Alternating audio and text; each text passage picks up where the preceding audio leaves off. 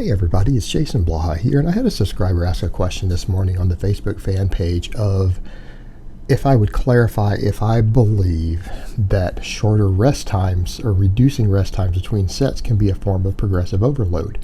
And yeah, we need to talk about that because that's a stance I took a long time ago, and newer scientific data has emerged, even looking at hypertrophy, not just strength. I mean, because we know longer breaks help with strength, but looking at hypertrophy, and of course, as most of you know, yes, there's a difference between training for strength and hypertrophy, but the overlap is somewhere in the range of 80 to 90%.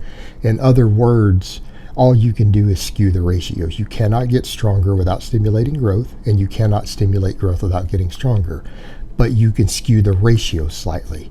So where the rest time thing came in was this whole concept of workload density.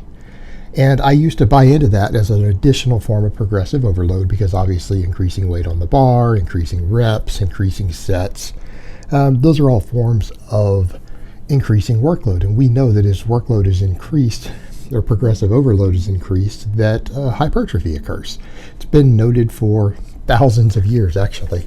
This has actually been noted for thousands of years, not just decades. We've known this for 3,000 years as a species in certain cultures. It's been documented that far back. So the workload density thing was something a lot of people believed in, and I bought into it, but newer data has emerged that basically showed that workload is the primary stimulator of hypertrophy, not how quickly you get it all done in a session. And what that means is that, based upon the studies we've seen looking at rest times, that if longer rest times allow you to use the same weight all the way through versus keeping rest times short enough that you have to reduce the weight or use a lighter weight, then the longer rest times cause more muscle growth. This has been confirmed in multiple studies now. It's been confirmed in multiple studies. So in other words, if you can do 315 pounds on an exercise for 3 sets of 10, and I'm throwing out an arbitrary number, but if you rest shorter times, you can only do 295 for 3 sets of 10. In other words, if you rest 3 minutes or 4 minutes, you can do the 3 sets of 10 with 315. You will stimulate more hypertrophy than if you rest only 2 minutes and you're only able to do 295 for the 3 sets of 10. You will grow more. It will stimulate more muscle growth than the shorter breaks with the lighter weight. And subsequently, if you do later sets, in other words, if you start with 315, but you take just a short break that you have to drop to 305 for the second set, and then again a shorter break and you can't get 10 reps unless you drop to 295, you will again stimulate slightly less muscle growth than if you just waited a little longer to do all the sets. Now, a lot of people are going to say, well, that flies in the face of like the NCSA standards and others and all these, what these bodybuilders say about short rest times. It does, but they're working off outdated information. They're working off the concept of workload density instead of total workload, because that was believed for a long time. It wasn't confirmed with the evidence, but it was believed, and it makes sense. It's a logical train of thought that led to those conclusions. It's a logical train of thought, but it was not a proven thing. And not that you can ever fully prove anything with science, but the evidence wasn't really supporting it. Now that it's been studied closer, the evidence supports the other, and you're probably going to see those standards change even in the personal training certificates and programs of realizing that longer breaks produce more muscle growth. Now, here's the only situation. That also means that workouts that stimulate the most muscle growth are going to take longer. Not because you're in there doing a lot of extra sets, but because of the workloads involved in the rest periods to get the best workload per each set. To stimulate the most muscle growth on each set, the workouts take longer. The argument could be made that if time constraints are an issue, the shorter breaks might be warranted. And the reason for that is that, yeah, you will stimulate less muscle growth per set, but you'll get more total sets in a shortest amount of time. And let's say you only have 30 minutes or 45 minutes or whatever it is to work out. Trimming those extra minutes down between sets will get you more workload done. And you might only lose 10% of your muscle gains. In other words, if you had to train that way due to time constraints throughout the year, what are you going to find? 10% less muscle gain over the course of a year isn't a big deal. Because let's say your training programming was going to allow you to gain 10 pounds of muscle. And again, I'm throwing out an arbitrary number. I'm not saying that applies to you. And if you're fairly experienced, that will never happen natural. But if it was going to be 10 pounds, you might lose 10% of your possible gains from doing that. So you only gain 9 pounds. Now, someone on a tight schedule, that's an acceptable loss. 1 pound of muscle in a year, no big deal. Not a big deal. Now, when it comes to the rest times and strength, what we need to remember is that, the longer rest times absolutely help for strength, because what determines how much strength we gain on an exercise. Without getting into all the discussion of joint angle specificity and technique, because that matters, but strength is derived from motor unit learning and hypertrophy. So we already know the other stimulates more hypertrophy. The longer breaks has more hypertrophy potential, right? And the bigger you make any muscle in your body, the more force it's going to be able to produce. In other words, if you double the size of your bicep's probably going to double in strength. Because again, that's the way muscle fibers work.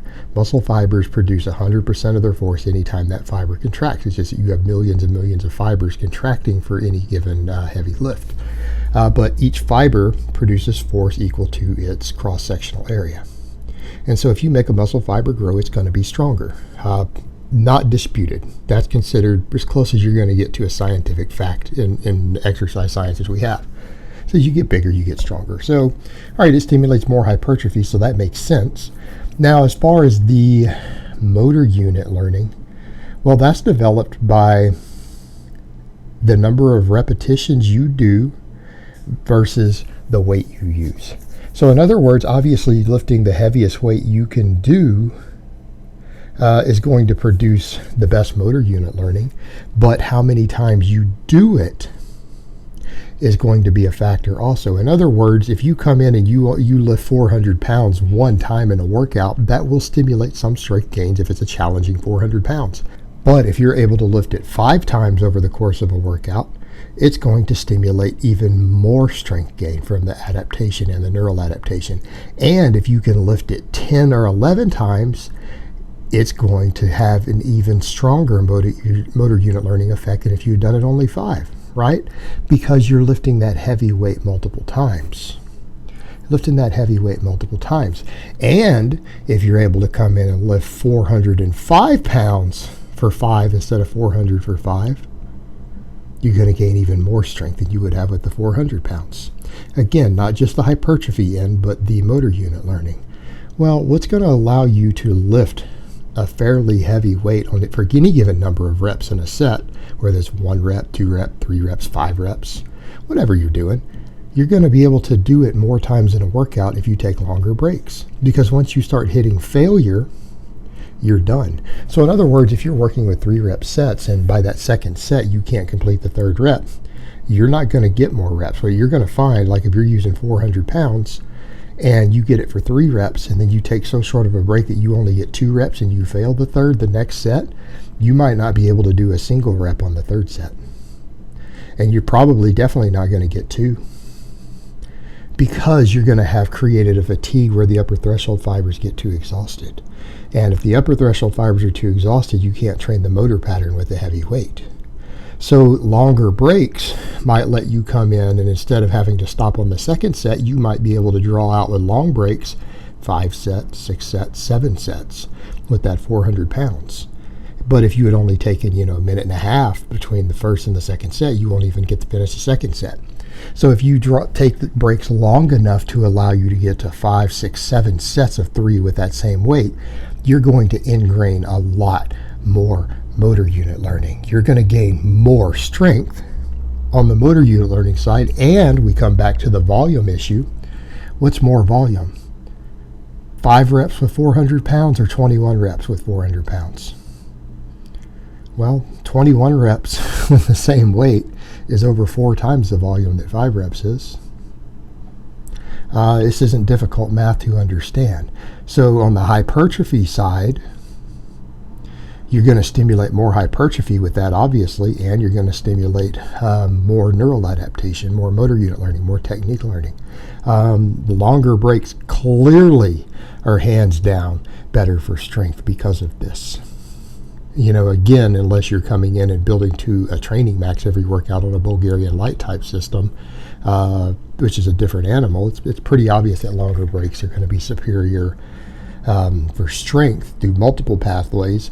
But if they allow you to lift more weight on each set, they also seem to allow for slightly better hypertrophy also. So the take-home message here is that longer breaks produce more strength, absolutely, and slightly more size. The only argument, well, what about conditioning? Well, that's why you have conditioning work. Kind of another point that we need to make when all that comes in, you're probably lifting weights to get bigger and stronger. It's not your primary method of training cardiovascular systems, endurance, or any of that. There are other things that work better than weights for that. There's all sorts of conditioning work that is dramatically better for conditioning than weights. So you need to understand that when we're strength training or we're lifting weights in the gym, your goal is gaining muscle and gaining strength. Don't worry about the conditioning. That's why we have conditioning work. All right, guys, but that's really all I have to say on that today. I hope it's been informative, and I will talk to you guys next time.